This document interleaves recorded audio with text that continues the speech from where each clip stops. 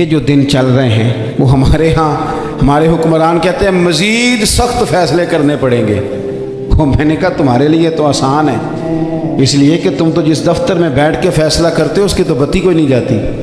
تمہیں کیا پتہ ہو، وہاں تو اے سی بھی 1 منٹ کے لیے بند نہیں ہوتا۔ یہ تو اس سے پوچھو باپ سے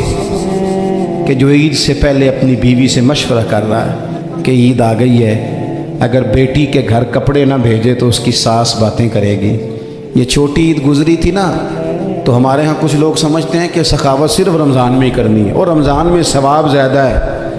ورنہ راشن ونڈن والے لوگ کو عیدوں بعد بھی بھوک لگ دیجیے، عید کے بعد بھی اسی طرح ہی غریب کے ساتھ پیٹ ہوتا ہے، لیکن توجہ نہیں۔ ایک تو ذوق علم پیدا کریں، ہم نے اس عید پہ کوشش کرنی ہے کہ ہماری گلی میں، ہمارے محلے میں، ہمارے دائیں بائیں تھوڑا سفر کریں، بچوں کو دیکھیں، سرکاری سکول سے نکلتے بچوں کو دیکھیں، مساجد مدارس سے نکلتے بچوں کو دیکھیں، ہم نہ ایک ایک دو دو کا ساتھ دیں۔ یہ جتنی سیاسی جماعتیں کام کر رہی ہیں، جن کی حکومت تھی، جن کی ہے، پتہ نہیں کل کس کی آئے گی، میں تو ذاتی طور پر ان سے پورا مایوس ہوں۔ مجھے تو نہیں لگتا کہ جتنے لوگ آج تک حکومت کر چکے ہیں، بار بار آتے ہیں یا پچھلی حکومت گئی ہے، ان کے پاس کوئی پلان ہی نہیں ہے۔ یہ تو بیچارے ایک دوسرے کی ٹانگیں کھینچنے کے علاوہ نہ کچھ کر سکے ہیں، نہ امید ہے کچھ کریں گے۔ لیکن غریب کی تکلیف بڑھ گئی ہے۔ میرے پاس 20 لوگ آتے ہیں، آتے تو وہ دعا کا کہنے ہیں، آتے تو صرف یہ بتانے ہیں کہ اس مشکل میں ہوں دعا کرنا، لیکن دوستوں لوگوں کی باتیں سن کے بڑی تکلیف ہوتی ہے۔ ہم کیا کسی کی مدد کر سکتے ہیں؟ ہمارے لیے تو مدارس چلانے مشکل ہیں، لیکن لوگ اذیت کا شکار ہیں، ذہنی کرب کے نیچے لوگ آ گئے، اتنی بڑی اذیتیں کھڑی کر دی گئی ہیں۔ تھوڑا تھوڑا دیکھو، 2 کا کھانا 3 بھی تو کھا ہی سکتے ہیں نا، 3 کا کھانا 4 بھی تو کھا ہی سکتے ہیں نا۔ میرے محبوب نے ہمیں یہ نہیں کہا تھا زیادہ گوشت پکانا،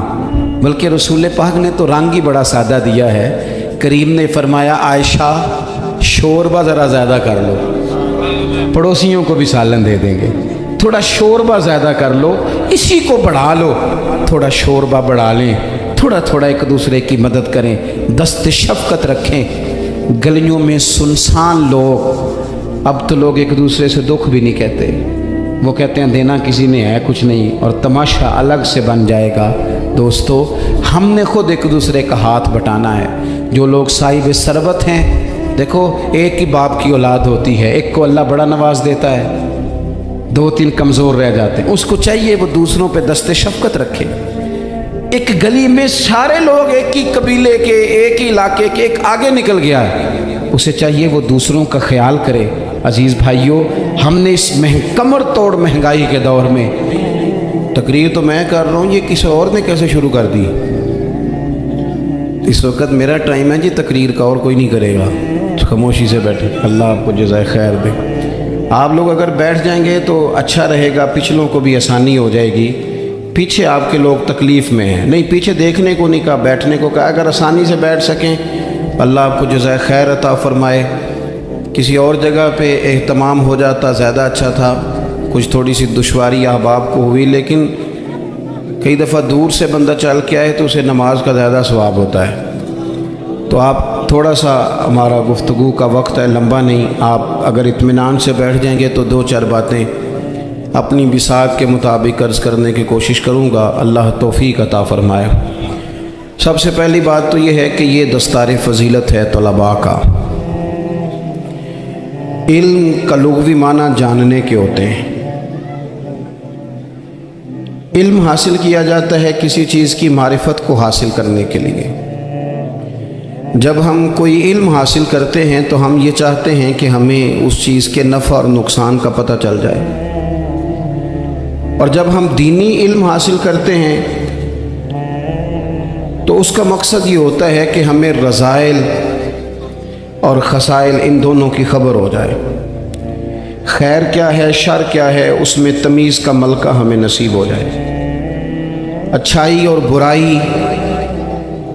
کھل کر ہمارے سامنے واضح ہو جائے۔ یہ مقصود ہوتا ہے علم سے۔ علم سے، تعلیم سے مقصد زیادہ باتیں کرنا نہیں ہوتا۔ ایک آدمی بہت زیادہ باتیں کرتا ہے تو شاید بڑا عالم ہے، ایک شخص بہت زیادہ گفتگو کرتا ہے تو اس کے پاس معلومات زیادہ، ایسا نہیں،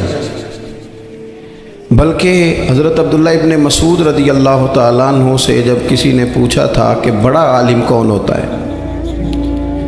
تو آپ فرمانے لگے جو رب سے زیادہ ڈرے وہ بڑا عالم ہے۔ اور دلیل انہوں نے یہ دی کہ اللہ کریم نے قرآن مجید میں فرمایا ہے کہ انما یخشی اللہ من عبادہ العلماء، اللہ کے بندوں میں سے جو عالم ہیں وہ رب سے ڈرتے ہیں۔ تو دینی تعلیم، اس کی معلومات حاصل کرنے کی کوشش کریں، صحیح کریں۔ قرآن مجید کی ایک آیہ کریمہ کا کچھ حصہ جو میں نے تلاوت کیا، اس میں اللہ کریم نے فرمایا اپنے محبوب سے، کہا وَقُلْ رَبِّ زِدْنِی عِلْمًا، اے محبوب آپ میری بارگاہ میں یہ دعا مانگیں، آپ یہ عرض کریں کہ اے رب میرے علم میں اضافہ کر دے، اے مالک میرے علم میں اضافہ کر دے۔ بہت ساری چیزیں ایسی ہوتی ہیں جن کی زیادتی ٹھیک نہیں ہوتی، وہ زیادہ ہو جائیں تو نقصان کرتی ہیں، لیکن علم ایک ایسی چیز ہے کہ جس کے بارے میں رب کریم نے کہا کہ محبوب آپ دعا مانگیں کہ آپ کو زیادہ علم دیا جائے۔ اور پھر علم ایک ایسی چیز ہے کہ کوئی بھی آدمی یہ دعویٰ نہ کرے کہ میں نے بڑا حاصل کر لیا ہے، میری اب تکمیل ہو گئی ہے، میں اب مکمل ہو گیا ہوں۔ جن کو اللہ نے غیب کے خزانوں کی کنجیاں دی ہیں نا، ان سے بھی رب کریم نے کہا ہے کہ محبوب آپ دعا کریں کہ مالک میرے علم میں اضافہ کر دے۔ تو جب وہاں تک یہ بات ہے تو پھر عام آدمی کو بھی چاہیے کہ وہ اپنی معلومات میں اضافے کا شوق پیدا کرے۔ اور تیسری بات یہ کہ جو حضور کے علم شریف پر بات کرتے ہیں وہ بھی اس آیت سے سیکھیں کہ حضور کا علم تو ہر روز رب اس میں اضافہ فرما رہا ہے، تو ہر روز اضافہ ہو رہا ہے۔ وَلَلْآخِرَةُ خَيْرٌ لَكَ مِنَ الْأُولَىٰ، ہر روز ترقی ہو رہی ہے حضور کے علم شریف کی بھی۔ تو ہمارے ہاں زیادہ تر لوگ بات اس لیے سیکھتے ہیں کہ میں کوئی کہیں سے مسئلہ سیکھوں گا پھر جا کے اپنی مسجد کے امام کو تنگ کروں گا کہ وہاں تو میں یہ سن کے آیا ہوں تو یہاں یہ کام کیوں نہیں ہوتا۔ میں کوئی بات سیکھوں گا تو پھر میں اس سے بحث کا دروازہ کھولوں گا۔ علم کا مطلب ہی اپنے آپ کو سنوارنا ہے، معلومات حاصل کرنے کا مطلب یہ کہ آپ کے عمل میں پختگی آئے، آپ کے کردار میں پختگی آئے، آپ نے جو سیکھا ہے آپ اس کے مطابق اپنے آپ کو ڈھالیں۔ مسلم شریف میں موجود ہے، نبی پاک صلی اللہ علیہ وسلم نے دعا مانگی ہے، اے اللہ میں اس علم سے تیری پناہ مانگتا ہوں جو علم تو ہو پر نفع والا نہ ہو۔ جس بندے کے علم نے اسے نفع نہیں دیا، وہ کچھ سیکھ نہیں سکا اس سے، تو اس کا علم کسی کو کیا نفع دے گا جب خود سے اس نے۔ اور صوفیہ کرام تو فرماتے ہیں کہ جو لوگ بڑی معلومات حاصل کر لیں، بڑی باتیں سیکھ لیں، پنچایت میں کسی کو بولنے نہ دیں، گھر میں کسی کو بولنے نہ دیں، بہت سارے لوگ تو علماء کو بھی مشورہ دیتے ہیں، بڑی باتیں کرے لیکن عمل کے لحاظ سے بندہ زیرو ہو تو اہل دل فرماتے ہیں اس کی صحبت سے بچو۔ اسے بڑا پتہ ہے، بڑی باتیں آتی ہیں، بڑی باتیں کرتا ہے، لیکن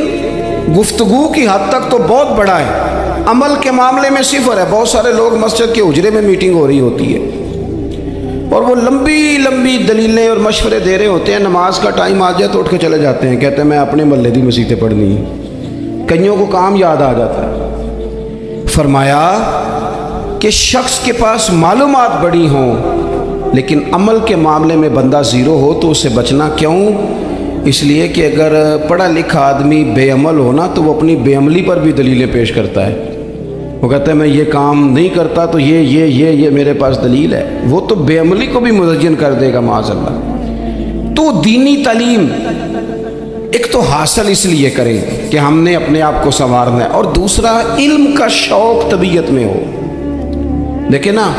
اللہ کے حبیب صلی اللہ علیہ وسلم نے فرمایا ہے کہ جو علم کے رستے پہ چل پڑا وہ جنت کے رستے پہ چل پڑا ہے۔ جمعوں میں، محفلوں میں کانوں کے ذائقے کے لیے نہ آئیں، اس لیے آئیں کہ میرے علم میں، میرے عمل میں یہ کوئی اضافے کی بات بنے گی، میں کوئی نصیحت حاصل کروں گا تو میرے دل کا زنگ اترے گا۔ ہمارے ہاں یہاں لوگ مزے کے لیے آتے ہیں، اور آج کل لوگ فوٹو کے لیے آتے ہیں۔ ان دو کاموں سے نکل کر خالص اصلاح کی نیت سے علم کا شوق ہمارے ہاں تیزی سے ایک حرکت کی گئی، علماء کا وقار خراب کیا گیا اور لوگوں کو دینی علوم سے دور کیا گیا، اور اس میں بعض بیچارے واعظین اور خطباء نے بھی کردار ادا کیا جب جعلی پیر کی تعریفیں کھول کے کی، اور اسے پتہ نہیں کہاں تک یہ اسٹیج ہوتے ہیں نا، ان میں کوئی بندہ اچھا لگے بھی تو اس کے لیے دعا کرنی چاہیے، تعریفیں نہیں کرنی چاہیے۔ تعریفیں اس کا کوئی فائدہ نہیں ہے، اس بندے کو تو دعا کا فائدہ ہے، اگر آپ کو اچھا لگ رہا ہے تو اسے دعا دیں، اس سے زیادہ کچھ نہیں کریں۔ اور ہمارے ہاں جناب وہ نقیب محفل بیچارے کی شامت آ جاتی ہے اگر تعریفیں تھوڑی کرے تو، کہتے ہیں انہوں تو نام ہی نہیں لینا ہوتا، وہ بھائی اس کے نام لینے سے آپ کا قد اونچا ہوتا ہے۔ تو علم اور عالم ان دونوں چیزوں سے قوم کو دور کیا گیا، دینی تعلیمات کا فقدان ہے۔ جو میٹرک تک لوگ 60-70 کتابیں پڑھ جاتے ہیں انہیں بھی قرآن پاک ٹھیک سے نہیں پڑھنا آتا، دور کیا گیا۔ آپ مجھے بتائیے، چلیں ایک مسجد ہی آپ دیکھ لیں، اس مسجد کے اندر اگر ایک طرف ایک عالم دین مشکات شریف کھول کے بیٹھے ہوں، حدیث پاک کا درس ہو رہا ہے، یا بہار شریعت کھول کے بیٹھے ہیں، فقہی مسائل بیان کیے، اور اسی مسجد میں ایک بابا جی جبہ پہن کے تگڑا سا بڑی سی پگڑی باندھ کے اور 500 دانے والی تسبیح لے کے بیٹھے ہیں، اب ایک بندہ اندر آتا ہے تو وہ کدھر جائے گا، عالم کی طرف کہ بابا جی کی طرف؟ وہ کیوں جا رہا ہے بھلا بابا جی کی طرف؟ وہ اس لیے کہ ہم نے اسے یہ بتایا ہی نہیں کہ جس طرح سبحان اللہ سبحان اللہ سبحان اللہ پڑھنا عبادت ہے نا، اسی طرح دارابا پڑھنا بھی عبادت ہے۔ اسے ہم نے بتایا نہیں کہ جب تک علم کے رستے میں رہنا بھی عبادت ہے، جب تک اسے یہ سمجھ نہیں نہ آئے گی کہ جس طرح وظائف کی کتاب پڑھنا عبادت ہے، اسی طرح مشکات شریف پڑھنا بھی عبادت ہے، حدیث بخاری کا درس لینا بھی عبادت ہے، مسلم شریف کی احادیث پر اپنے اساتذہ سے بیٹھ کر دروس پانا بھی عبادت۔ جب تک یہ پورا مزاج دیکھیں نا، نبی پاک صلی اللہ علیہ وسلم نے فرمایا رات کی ایک گھڑی بھر دین سیکھ لینا ساری رات نفل پڑھنے سے بہتر ہے۔ اب ہمیں سمجھنا چاہیے کہ کتاب پڑھ کے بھی بندہ رب رسول تک پہنچ سکتا ہے، کتاب و سنت رستہ آسان کرتے ہیں، لیکن ہمارے ہاں کیا مزاج دیا گیا ہے، بابا جی کے پاس چلو، ضرور جائیں بابا جی اگر نیک ہیں تو منع کوئی نہیں کر رہا، لیکن جو سوچ ہمیں حضور نے دی ہے ہم نے اسی سوچ کے مطابق اپنے معاملات کو ترتیب دینا ہے نا۔ اب ایک بات میں نے آپ سے پوچھی اور آپ نے کہا قوم ساری بابا جی کی طرف جائے گی، حدیث پاک کس طرح ہے؟ اللہ کے محبوب مسجد شریف میں تشریف لائے، دونوں جانب لوگوں کے حلقے بنے ہوئے ہیں، لوگ بیٹھے ہوئے ہیں، ایک حلقے میں لوگ اللہ کی یاد کر رہے ہیں، ذکر ہو رہا ہے، ایک حلقے میں بیٹھ کے ایک عالم کتاب و سنت کا درس دے رہے ہیں، ایک صحابی اور باقی سن رہے ہیں۔ خاص توجہ کریں نوجوان میری بات پر، رسول کریم صلی اللہ علیہ وسلم دونوں کے بیچ کھڑے ہو گئے اور کریم نے فرمایا دونوں محفلیں خیر کی ہیں، دونوں ہی حلقے خیر کے ہیں، اور پھر حضور فرمانے لگے مجھے چونکہ رب نے استاد بنا کے بھیجا ہے، میں چونکہ معلم بن کے آیا ہوں، یتلو علیکم آیاتنا ویزکیکم، میں چونکہ کتاب و سنت کی تعلیم کے لیے آیا ہوں۔ یہ لفظ کہتے کہتے حضور اس جماعت میں بیٹھ گئے جو دین پڑھ اور پڑھا رہی تھی، حضور وہاں بیٹھے جہاں بات دین کی ہو رہی، جہاں لوگوں کو اللہ رسول کی بات بتائی جا رہی۔ تو جمعے میں وقت پہ آئیں، اپنی دینی معلومات مضبوط کریں اور اپنے لیے مضبوط کریں۔ میں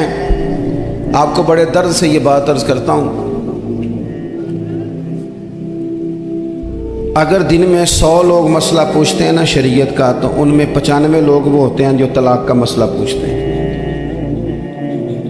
والد صاحب نے، بیٹی کے والد صاحب نے 2 مہینے پہلے آرڈر دیا ہوتا ہے فرنیچر کا،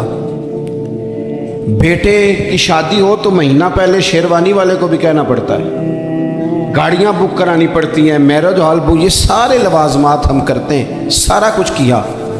گاڑی سے گھر بسنا ہے، میرج ہال سے بسنا ہے، فرنیچر سے بسنا ہے، ہم نے سارا کچھ ان کو بتایا، لیکن کاش 2 گھنٹے بچی کسی معلمہ کے پاس جاتی، بچہ کسی استاد کے پاس جاتا، نکاح طلاق کے مسئلے بھی سیکھتے۔ میں دعوے سے کہتا ہوں اگر ہمیں پتہ چل جائے کہ 3 طلاقیں اکٹھی نہیں دینی چاہیے، کیونکہ دے دیں تو ہو جاتی ہیں، اگر ہمیں سمجھ آ جائے کہ نہیں دینی چاہیے، یہ مسئلہ بیان ہو، اور یہ والے مسئلے ہم محفلوں میں بھی نہیں بیان کر سکتے، اس لیے کہ لوگ کہیں گے مسئلہ تو وہ بیان کریں گے جس پہ نعرے لگیں گے، آپ قوم کو یہ کیا بتا رہے ہیں، یہ تو چھوٹا عالم بتاتا ہے معاذ اللہ اس طرح کی باتیں، تو بڑی بڑی کوئی نقطے کی بات بتائیں۔ اور اس طرح ہمارے ہاں وہ 1 گھنٹہ پہلے نہیں کہتے تگڑے ہو جو میں جملہ دینے لگا، وہ پتہ نہیں جملہ آ رہا ہے کہ ایٹم بم آ رہا ہے، تیار ہو جاؤ، جو میرا جملہ ضائع نہ کرنا، ادھر بھاگ کے چلا گیا ادھر بھاگ کے آ جاؤ، اللہ جانے وہ جس طرح کبھی لگتا ہے نا پٹاری سے، اللہ جانے کیا نکلے گا، میں جملہ دینے لگا ہوں۔ تو میں کہتا ہوں تو آرام سے بیٹھ کے بھی جملہ دے دے، تیرے جملے سے کیا نکلے گا،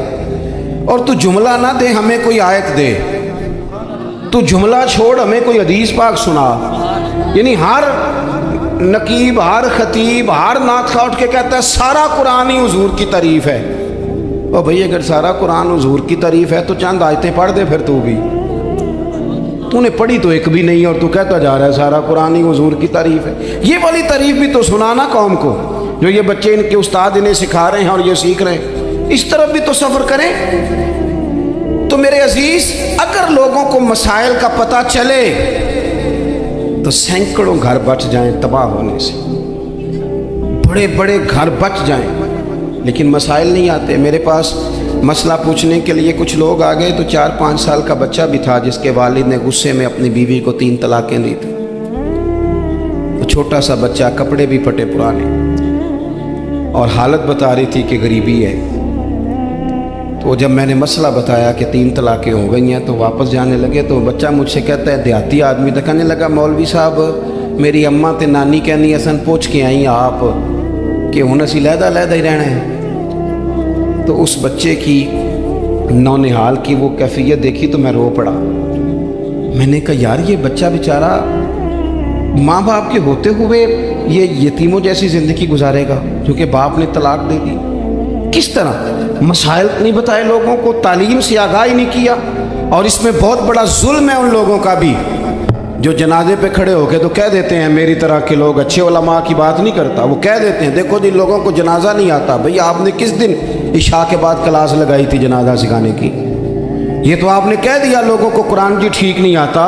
تو یہاں تو بیچاری بیویاں جن کو صحیح پڑھنا نہیں آتا وہ مشن بنا لیتی ہیں کہ میں نے اتنے 100 کو قرآن پاک پڑھانا ہے، بیوہ ہو گئی ہوں، طلاق یافتہ ہو گئی ہوں، ساری زندگی قرآن پڑھاؤں گی۔ ہم کیوں یہ مشن نہیں بناتے، کیوں اس طرف سفر نہیں کرتے؟ ایک تو دینی معلومات میں، دینی علوم میں اپنے آپ کو لگائیں اور ذوق پیدا کریں کہ جو چیزیں مجھے نہیں آتی میں نے وہ سیکھنی ہے، جو معاملات مجھے نہیں آتے میں نے ان کی طرف سفر کرنا ہے۔ ایک تو اپنا یہ مزاج بنائیں، اور جب آپ دینی علوم سیکھتے ہیں تو پتہ ہے کون سا منظر قائم ہوتا ہے؟ منظر وہ بنتا ہے کہ حضرت ابو ہریرہ بھی دین سیکھا کرتے تھے، حضرت عبداللہ ابن عمر بھی اصحاب صفہ میں رہا کرتے تھے، حضرت انس بن مالک بھی رہا کرتے تھے، اور ایسا منظر بنتا ہے کہ حضرت سیدہ خدیجہ الکبریٰ رضی اللہ تعالیٰ عنہ فرماتی ہیں سیدہ فاطمہ حضور کی گود میں بیٹھی ہوتی تھی اور نبی پاک سے باتیں پوچھتی تھی اور حضور انہیں بتا رہے ہوتے تھے۔ سیدہ عائشہ حضور سے دین کی باتیں پوچھتی۔ چوتھا حصہ ہماری فقہ کے اصول حضرت فاطمہ کی، حضرت عائشہ صدیقہ کی مرویات پر مبنی ہیں۔ اگر ہماری بچیاں چھوڑ دیں ڈائجسٹ پڑھنا، چھوڑ دیں ادھر ادھر کی مووی دیکھنا، اور وہ کتاب و سنت پر آ جائیں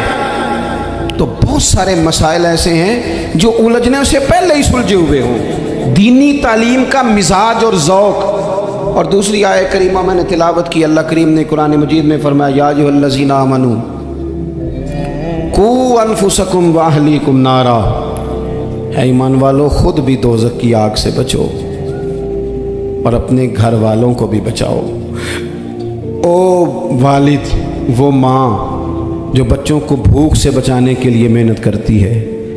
ان کو مایوسی سے بہت سارے ماں باپ ایسے ہوتے ہیں جن کے پاس کپڑے لینے کے پیسے نہیں ہوتے عید پہ۔ کیوں؟ اذان شروع ہوگی،